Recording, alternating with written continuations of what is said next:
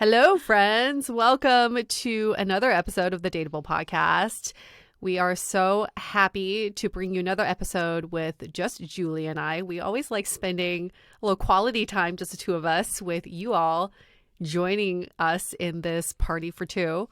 But this episode is a topic that I feel like we talk about quite a bit in the community, and we talk about it casually, but we haven't had a formal episode on it. So I'm glad that I'll give credit to Julie. She's like, we got to do one about situationships. People want to talk about situationships. It's so true.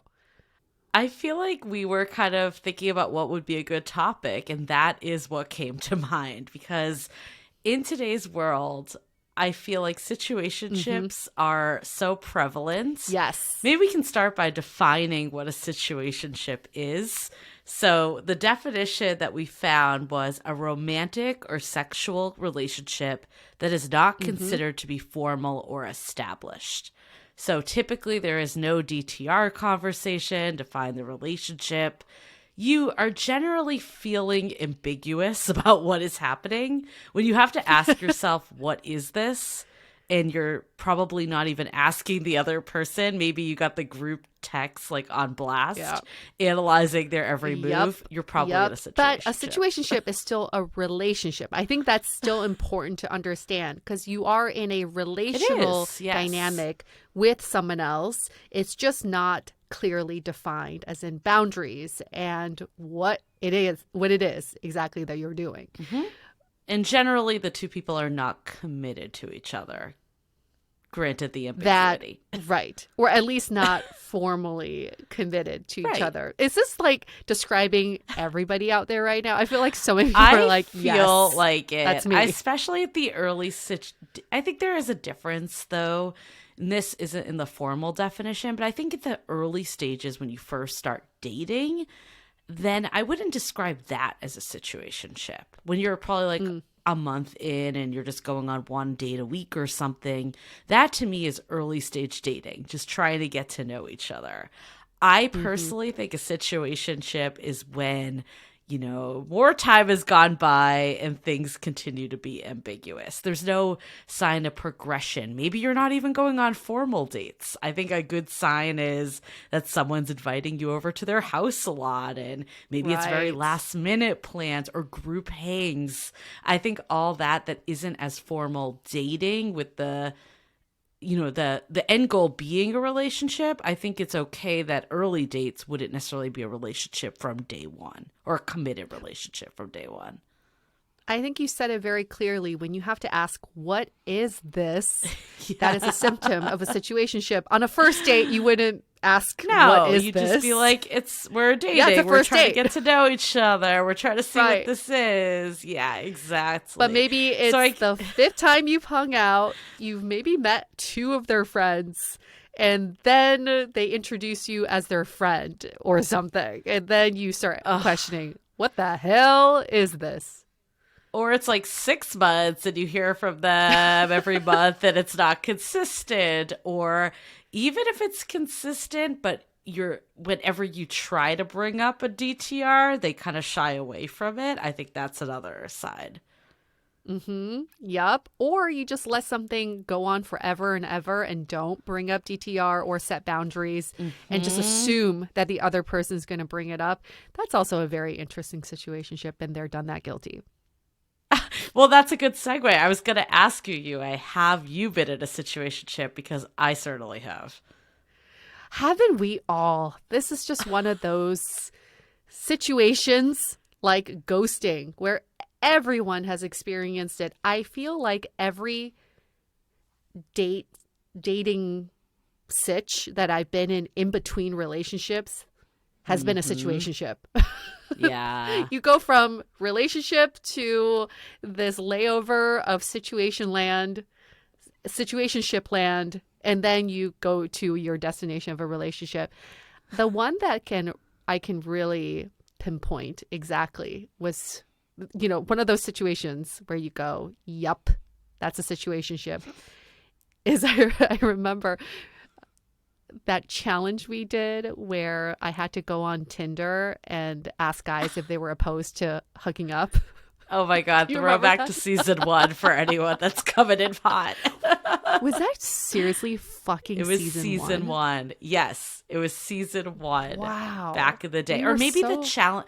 No, the challenge was initiated in season 1, but you did it in season 2. But that was still. In season 2. Okay. We're hitting 7 years ago. So it was a while ago. Damn. Also, yes, for anybody who just caught that, Julie reminded me this morning that we're going on 7 years. I still have 6 years in my Yes. mind. Me too. I thought we were 5 going on 6, but you're right. It's 6 going on 7. Holy We're shit. so mature, so much older and mature than we thought. You know what they say about the 7-year thing is every 7-year 7 itch. years. It's a 7-year itch. People, leave situationships in 7 years, or they get, people, you basically rebirth every 7 years. Yeah. Your skin's different, your hair is different, your hormones are different. I feel like us hitting the 7-year mark for Dateable just means it's going to be a kind of a rebirth for us. I feel it coming. There's new things Oh, yes. that are coming out of us like little babies. Definitely. I think that's Anyway, a better way than saying the 7-year itch. For anyone concerned, Yeah. we're not in the 7-year itch. More Yeah, committed than ever. Yeah, And I we're hope not people itchy aren't in at all. 7-year. I hope people aren't in 7-year situationships, because that would be nuts. But I'm sure there are. We should do an episode on that. Plenty of those. I know plenty of those. This situationship in particular, we did that challenge. I sent out, I don't know, hundreds some messages on Tinder to randos saying, would you be opposed to hooking up? And there was one guy that had a very normal response, because most of the responses were not normal. One guy, I remember this one response was, I'm not opposed to hooking up, but I got to go to the mall and get shoes first. Are you available later? I was just like, wow, remember cool. that. Thanks for penciling me in, dude. But this guy in particular said, I wouldn't be opposed to anything in life, but I'm curious why you're asking the question. Okay, so we had a good banter back and forth, and this was right around Valentine's Day. And we went on a date. I think it was like 2 days after Valentine's Day. Wonderful first date together. He did reveal on this first date something very interesting about him, because we were talking about where is the most memorable place you've been to. And he said, Okay. Antarctica on my honeymoon. And I went, what? And he said, yes, I am recently divorced, but I went on a honeymoon in Antarctica 7 years ago. Okay, so that sets the tone a little bit. But he was recently divorced, actually still going through his divorce. I was just thinking about this on my way driving home today. We went on 7 dates. Crazy, that number 7 again. And it was a very defining moment on the 6th date. I had a sleepover at his place. He told me about his parents. He told me about his life goals. We made plans for a future hangout. And I slept over and we kind of played house for the night. And the next morning I woke up and I felt so empty, because I just felt like he was not able to give me that. It was a fantasy I was living in. So I remember so fondly on our 7th date, I went into it asking him, I said, I really want a relationship where I'm the entree and not just the appetizer or a side dish. Are you able to give that to me? And he said, I'm not able to give that to you at this time. And so That we is broke the up worst that night. DTR I've ever heard. Well, listen, I've never been good at DTR, never claimed to have been, but this is cringy. This is like so cringy. I think it's because you knew, right? You kind of I were knew. setting it up that way. You knew, and I think a lot of times in our gut, we do know. And I'm thinking about one of mine. I can think of a few different examples that are slightly different that I would define as situationships now. I think when I had these, the word situationship didn't exist, or they would have made it a lot more easy to define it. But one was, I've mentioned him on the podcast, an on again, off again like friends with benefits that was someone in my social circle.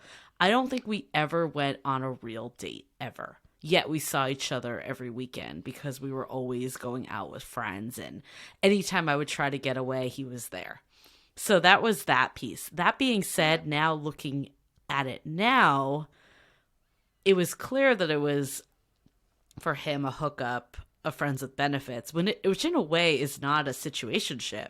That is a defined, That's very defined state. But in my mind, I didn't want it to be that. I wanted it to be more. So that's when it became a situationship. And I think sometimes this ambiguity may not actually be ambiguity. It might just be that the expectations and reality don't align. So that was one of my examples that I could think of. I think the term situationship does give this idea of conflict. Like you're internally conflicted about something. If you're just unsure about somebody or you're still exploring the relationship, you wouldn't say, oh, I'm in a situationship. No. The situationship is obviously you want something more and you just haven't quite gotten it yet. Right. They're not giving it to you, or it's clear they're not on the same page, but you're not ready to throw in the towel. I think that's a big piece.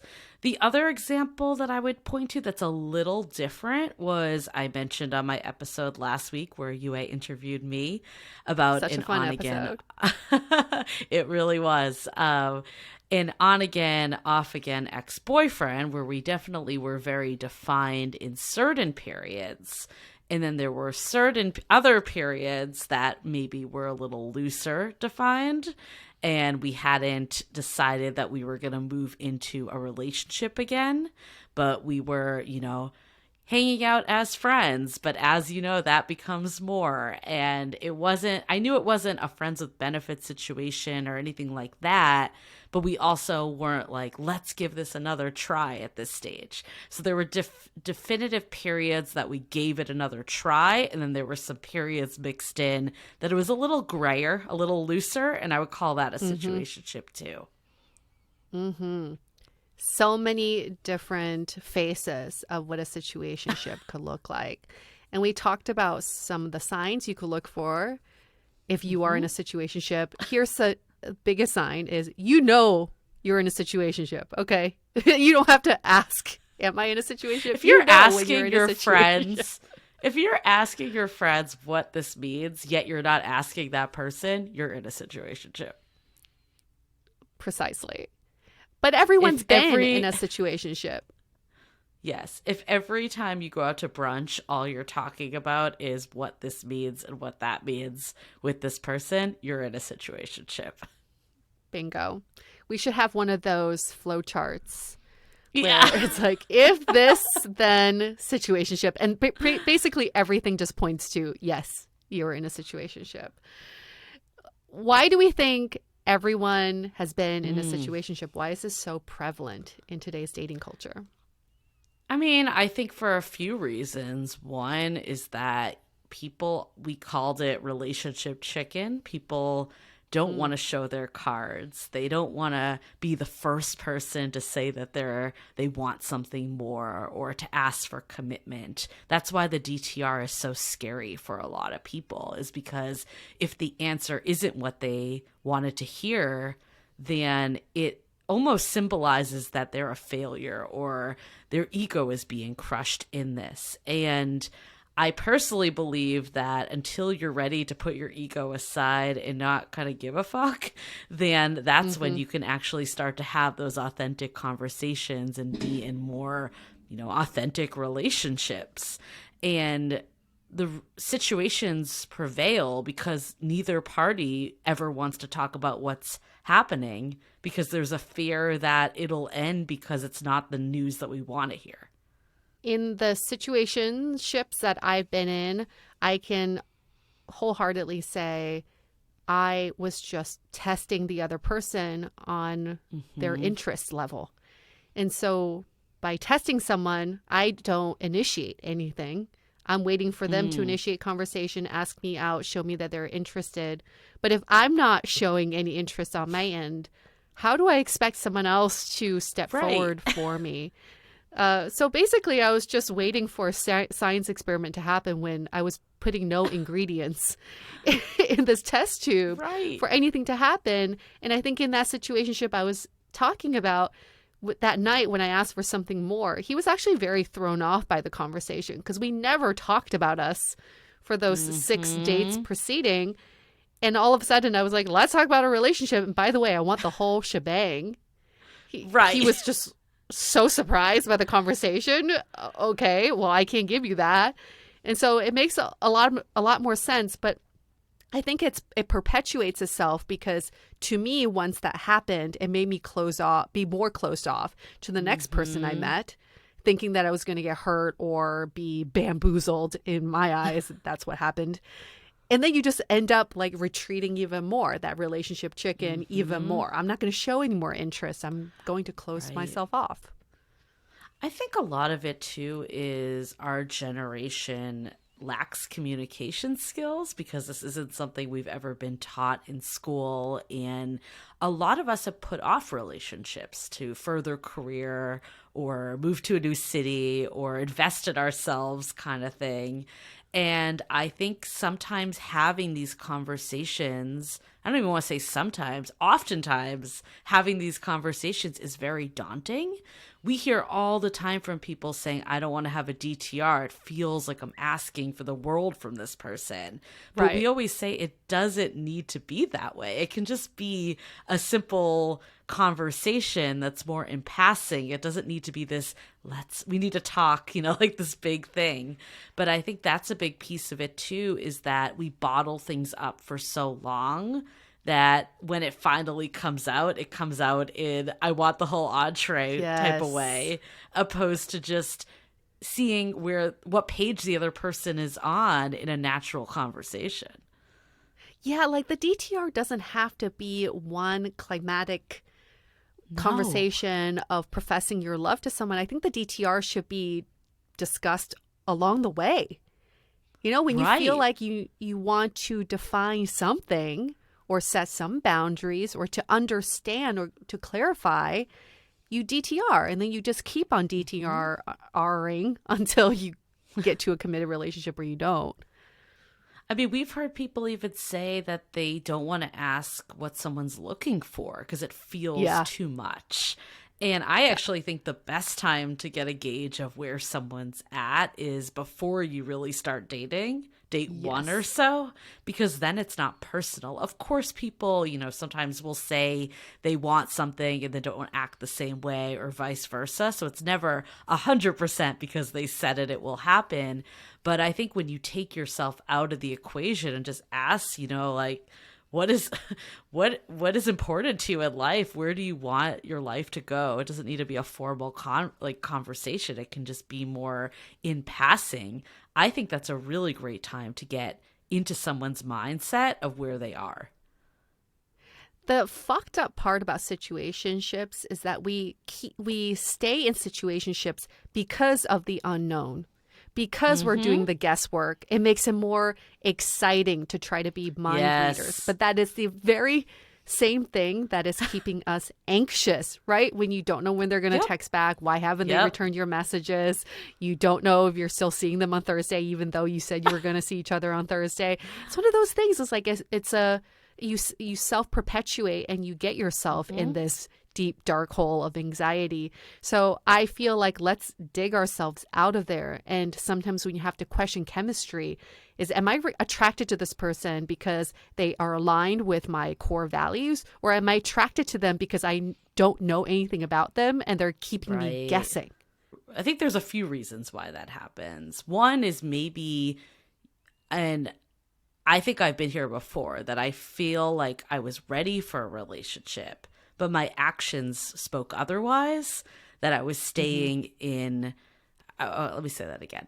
I think a big piece of it is sometimes, and I can speak to this personally, so I'm sure a lot of people have been here, is that you feel like you're ready for a committed relationship, but your actions speak otherwise. I remember when I was in that situation I was talking about earlier with the friends with benefits, my best friend being like, are you sure you want a relationship? Because if you really did, why would you be doing this?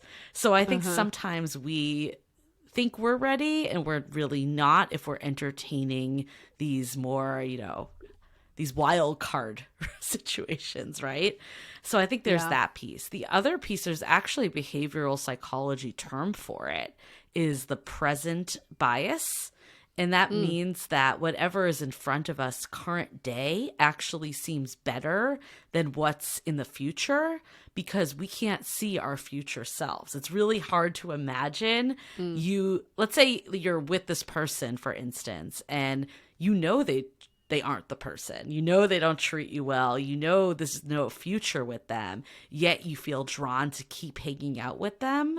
There's a bit of you it's hard to see you with someone that treats you better, maybe a year down the line or 3 years down the line, because it almost feels like it's not you in that case. It's this mysterious version of you that is a figment of imagination at that time. And I actually think that's why situationships are so dangerous too, is that every second we're in the wrong relationship, it means that we can't be in the right one.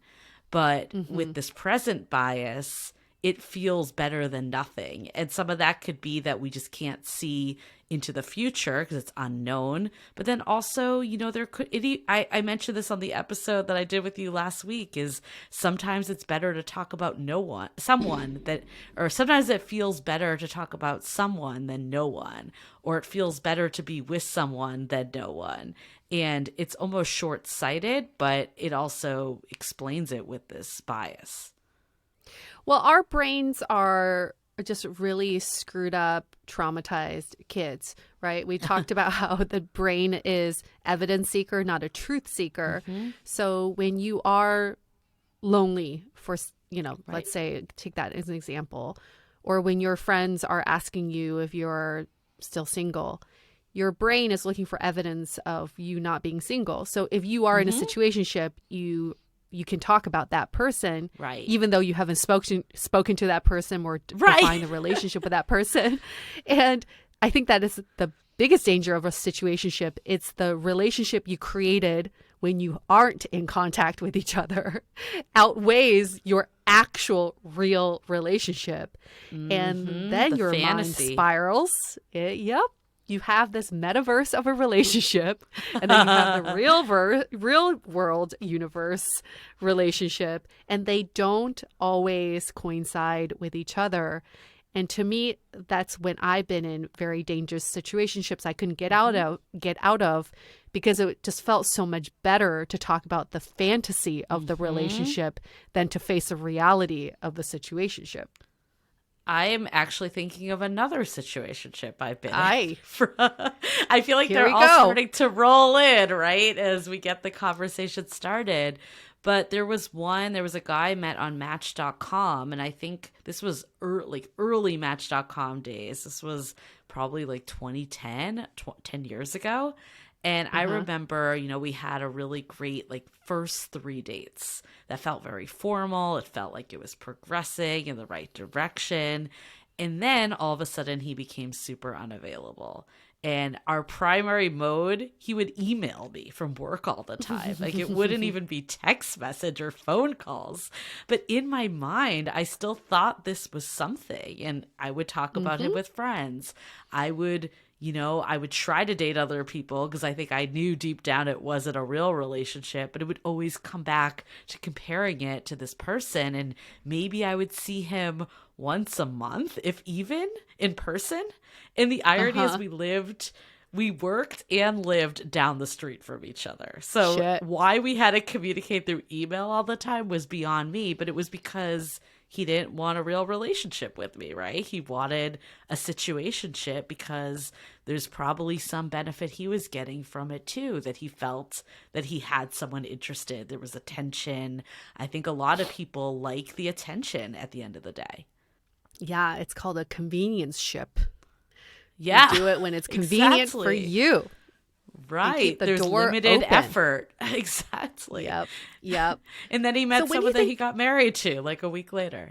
Right. Exactly. That's the fucked up part, because you think you start reason it in your mind that, oh, he's just not ready for a relationship. He's just too busy or whatever. Right. And then you find out that No, it actually Nope. just you are not meant to be together. There's someone You else were just out a there distraction for them. Yes. You become their PR agent. So when do you think it's a good time to end a situationship? I think when you know it's not going anywhere. And this can take longer to recognize in some situations than others. I think personally, if I was to redo any of my situationships I just mentioned, now that I know all the things I know, I would have just been a lot more direct from day one. Yes. And the way I look at it is, even if the answer is no, I don't want to be in a relationship with you, or no, I don't want to work to see if this could be a relationship, I'd rather know now opposed to do something that's 6 months later, a year later, like getting strung along and never having those conversations because I was afraid to. And that would be the one thing I think, if I could do anything in my dating life differently, it would be that. Not just hope for this magical day when they're going to bring things up, but just take much more control. So I would say, if I was to advise people that are in situationships, don't be afraid to have that conversation. Just do it ASAP. If you're thinking that you might be at a situationship, put it on the table. And what that putting it on the table might mean different things for different people depending on the situationship. If you've been in and out of each other's lives for 6 months or more, I think you could put something a little more drastic on the table of like, what are we doing here? If it's relatively newer, then I think it could be more like, I'm looking ultimately for a relationship. Like, what are you looking for? Like, I think the variation can really be different based on the situation, but having something and seeing how they react, I think, is step number one. It's about being aligned on what you are both looking for and also controlling the narrative. When we get stuck in situationships, we let external factors control the narrative and we're just sitting ducks waiting for things to happen. But a time to get out of situationships, like in the example that I gave, the night that I felt more feelings for him because I found out more about his family and was in his home, I should have addressed it right there. I should have said, I'm starting to have feelings for you. Yeah. I know you're currently going through divorce. Are you open to a relationship down the line? It doesn't have to be today, but are you open to it down the line? That would have, there's no pressure there, but at least I would have said something and taken control of that narrative. Instead, I bottled up those feelings and wished magically that he had the same feelings. And then it all burst by the time that I made that very cringy entree comment, which I still regret to today. But that is something I learned when I went into my current relationship, was because he was also going through divorce. And I asked him flat out, I have feelings for you. Are you open to love and a relationship down the line? And he said yes. So, well, it makes for good podcasting that you said that. So glad that you did. the journey. I think though, I think we've been addressing a lot when you really like this person, but you feel like the feelings aren't mutual or it's not defined. So I think there is very much, that's probably the most common situationship. But then I think there's another breed of situationship that maybe both parties are into it, but they both know deep down this isn't the right fit. But they still propel it forward because of some of the things we talked about earlier, that it's better than no one, or they can't see into the future to a better partner. So they're sticking with what they've got in front of them. So I think this one's interesting too. And I think the biggest piece of this is knowing what you're ultimately looking for in a partnership and taking the time to really get in tune with yourself, putting this person, like not putting them as the center focus of it, but just more of generally, what is it that I want? And where do you see that you're not aligned with this person? And can you have conversations that either can show you that maybe you just don't know if you're aligned or you're definitely not aligned? And I think the second you see that you're not aligned, again, this is easier said than done, because especially if both parties really want to keep going with this, it's it's so essential to break free from it because, like we said, every second you're with the wrong person, you can't be with the right person. I'm thinking of a scenario, for instance, where, someone was warned that there was a lot of drama and that was a fair for them. And then when they saw that come up, that should have been a time to like break free from it instead of continue to go down the road. I met a woman recently who's been in a 15-year situationship. Damn. And he proposed, and she did not accept the ring, but did not break up with him either. And when I asked her how she would describe him, she said, he's basically like my cousin. So now our inside joke is you're dating your cousin. In that situationship, I asked her flat out, why are you still with him? She said, for many reasons. It satisfies my family's pressure to be with someone. It satisfies societal pressure to be with someone. I don't feel so alone, even though we don't see each other that much at all. And I feel safe in this world to have someone around. Mm-hmm. And then my next question was, do you believe there's someone better out there for you? And she said, absolutely, yes. So that is what you were saying too, Julie, is every minute you spend in a situationship is preventing you from being with someone who is a better fit for you. Mm-hmm. She knows she's just delaying that fact. And that person could be right around the corner, but they're not going to be around the corner for that much longer. So we have to understand these doors, when you close one door, another one does open, but you have to close that door first. That's really fascinating that she actually still believed it, yet wasn't making moves to get out of it. But I think a lot of times we don't believe that. I think for me, when I've been in situationships, it's because I did not, I believed this was maybe the best I could do at the time, or I wasn't fully worthy of a relationship. And sometimes that's not even consciously that you're aware of it. I think sometimes looking in retrospect, you're able to see it. So I think if you are in a situationship, maybe it is having the hard conversations with yourself of what is really the root of why you're continuing to let something continue, because some of it could just be that self-esteem or, the self-love that's needed to move you to really see that this isn't the right person for you. Major takeaway that stuck with me for so long, ever since we've done that episode, was when we interviewed Dr. Gladys Otto. Mm-hmm. And she said, your relationships are a reflection of your relationship with yourself. Yes. So when you allow yourself to be in a situationship, what are you really saying about how you view yourself and your self-worth? I think there's a lot to be said there. You're afraid to confront what it is that you really want, what it is that you deserve. And also you're afraid to see that there is better for you. You deserve better than this. So think about that quote, because when you turn it around on yourself, then maybe it will help you sort of surface out of this. Yeah, I think there's also the societal pressure to be in a relationship. That's a big piece of it. And personally, I think when I learned to be comfortable being single and not feel that I needed someone in my life, there were so many years that for me, I didn't have someone real in my life, but I had someone all the time. And it made me feel validated. It made me feel like there wasn't something wrong or I was like an outsider. And I think until you can get comfortable being single, that's when you'll have less, I guess you would have less patience for these things that like these situationships that really aren't real. I think so many times it comes down to, well, I could go out with them on a Friday night or stay at home.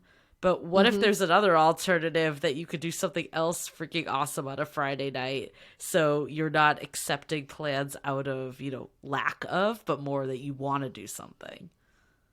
Yeah, that's a really great way of putting it. It's, how do you find a partner who enhances versus just being an alternative? You don't ever want to just be an alternative to someone's Friday night plans. You want to be the one enhancing their Friday night plans. And we all deserve to be with that kind of person, right?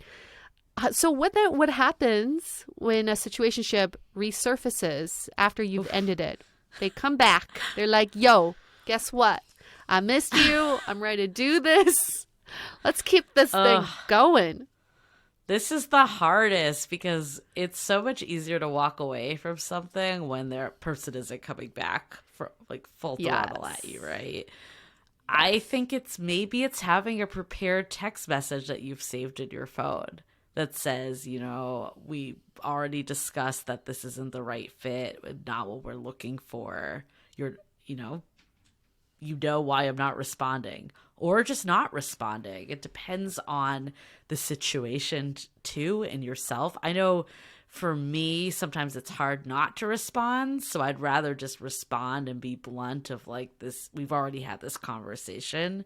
We already know how this results. Let's not go there again. But everyone is different for that. But yeah, it's also journaling and maybe remembering the reasons why you got out of this situationship, because sometimes when you're lonely and it's been months, you kind of just remember the good and don't always remember the bad. And then as soon as you re-engage, the bad comes back in full steam. And it's also how they come back. If they come back and they just want to keep doing the same things over again, they want to just hang out, then that just means they just want exactly what you two had before. There are no changes. Right. But if they do come back and say, I am serious now and I have a different mindset around you and I think that is worth a discussion, because it reminds me of our episode with Jesse and Cassie from, what was that episode called? Is it the right time or the right person? I think it's from 2 seasons ago. They were in a very long-term situationship, basically fuck buddies. Then they became friends, and then they were flirty. And on a solo trip, he realized that Cassie was the one for him. And he professed his love. And she was like, hold up, buddy. How? If that is the case, how are we going to do this? And they had a very pragmatic discussion around logistics. How are we going to build a future together? And here they are, 2 years later, married with a kid. So, I think everybody deserves a second chance, but it's how they approach it. And then you got to ask, okay, and then how are we going to do this differently this next time around? I'm so glad you brought that up, because I agree. I think it's not what they're doing coming back, it's why they're coming back and how they're going to implement it. And just the talk is, it's nice to hear that someone misses you and all of that. Yes. But I've been here too many times that it's great for a month and then the same issues come back. So I loved what Jesse and Cassie did, or what Cassie did for Jesse was be like, okay, this sounds great, but what is the plan here? How is it going to be different? It needs to be different. There needs to be, whatever the problem was needs to be resolved. It is a lazy thing to fall back to what you've always been doing. It takes a lot more courage, effort, and time to make a change. So I think with situationships, always question, is this a change that's about to be made, or are we just reverting back to what we used to do? So the person's come back. You've made the conscious decision. Let's say there's nothing new that's going to go down. It's the same old shit. How do you actually move forward and stop having situationships and having real committed relationships where you're an equal partner and this person thinks that you are as great as you think they are? Yeah. Raise your hand if you want the answer to that. I had to think about this for so long because I was in situationship after situationship, and I was pulling out my hair trying to figure out why that was my pattern of behavior. And it finally dawned on me, it's because I was waiting for things to happen. I was not taking things into my own hands and controlling the narrative. I think all of those situationships I was in could have been avoided if I had addressed my feelings the day I felt them and established my feelings with the partner I was with, and also to talk about expectations and values and what we're looking for, like the shit that matters in a relationship versus the waiting by the phone. Oh my goodness, it's a rainy night. I wish my situationship would call me, but no, I'm not going to call them because then I would lose. Like, fuck that. Who cares? Well, I definitely remember you being very different with that. And I think a lot of it comes down to gender dynamics too. Of course, men, like heterosexual, we're talking here. Heterosexual men can certainly be in situationships too. I'm not saying that they can't. But I think a lot of it is because women have been told that men are supposed to make all the moves. They're supposed to ask for the dates. They're supposed to text first. They're supposed to say, I love you first, or ask for the DTR. All the steps along the way historically have been men driving it. And it's almost seen like, am I going to be, seen less valuable if I'm the one doing this? But it's freaking 2022. And all we've learned from this is that it basically doesn't give us what we want. So why would we, in theory, if we wanted equal partnership, why would we be afraid to have these conversations? All it's doing is setting us up on equal footing from day one. And I feel like all the men that I know and talk to feel like it's so attractive when a woman does this, especially if they're into them, of course. But if you're into someone, you're never going to say, oh, I wish I was the one to bring it up first. That's so, such a turn off. I think it would just be like, I'm so thrilled they brought it up. Or if they weren't feeling the same, it's an opportunity for you two to realize that now, opposed to 6 months later when you don't, you're both on totally different pages. But yeah, a lot of it comes from the way that the relationship advice we've been given, from the rules and cosmopolitan, all that shit that's really fucked us over the years. Oh, I know. And we have to unravel it all and unlearn it and change the whole dating dynamic and culture. I mean, that's why we do this podcast, because just Julie and I alone have learned so much about how to do dating differently. And I feel like what I've learned from situationships is that for relationships to grow, you have to water the plant and you have to tend to the plant. Situationships, you let the plant die, and then at the end, you are surprised why the plant wasn't healthy, because nobody was watering it. Everyone's sitting back waiting for the other person to water the plant. So the watering the plant is my metaphor for DTRing. But again, it's not that you just do one grand gesture of a DTR and then you get your answers. I think you just have to keep watering the plant. Let the other party know your feelings. Let them know what you expect in communication. Even something as simple as, what's your texting style? Even the beginning of dating will help you so much later in the relationship. If you find out that they don't like to text, they don't write novels, they don't check their texts every day. Hallelujah. That answers so many questions just by that alone. So let's just keep watering the plant, and then you'll have a healthy plant at the end. I love that analogy. I do want to resonate again on this concept that dating is the biggest reflection of yourself, in the relationship you have with others is the relationship you have with yourself. Because I think a big piece of situationships is that you don't deserve better or can't do better, or whatever other reason is in your mind that relates back to you. And how can we shift it to think that we are a freaking catch and someone would be like so lucky to be with us? And then when someone isn't showing those signs, instead of trying harder to make them like you, you don't want to be with them because you don't want to be with someone that doesn't want to be with you. I think when you can turn the tables into asking, does this person like me, to do I like them?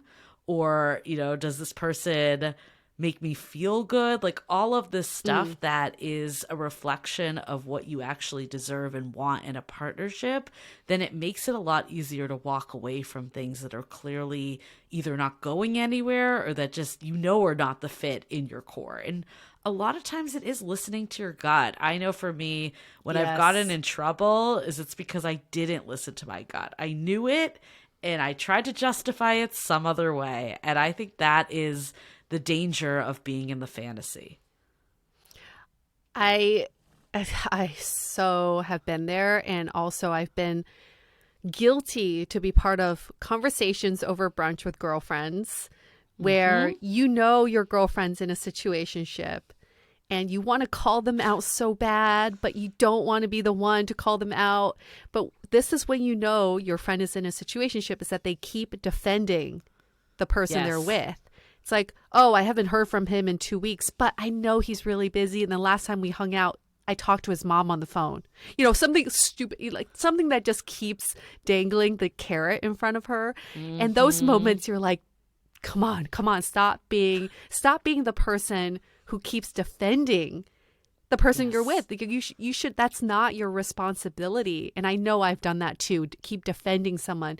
And I Mm-hmm. think when you're in a situationship is different because you keep, again, your brain keeps looking for evidence. So it's seeking evidence that this person's so into you and they want to be in a relationship with you. But Right. check back into reality and know that, okay, no, that's actually not the case.